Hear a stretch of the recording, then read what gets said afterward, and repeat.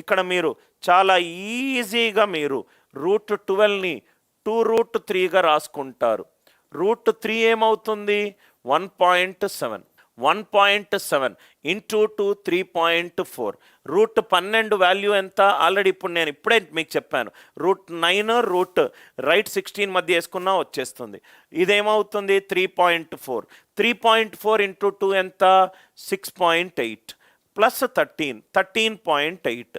√13.8 అంటే √14 అంటే 4కి తక్కువ ఉండాలి. ఇదేమైంది? 2 - 1.7. ఇది చాలా చిన్న వాల్యూ. ఇదేమైంది? √7. ఇది కూడా చాలా. ఇది √3 ఎంత? 1.7. 3.7. 3.7. 40 స్క్వేర్ ఈజ్ 1600 అంటే 3.7 దగ్గరగా ఉంది.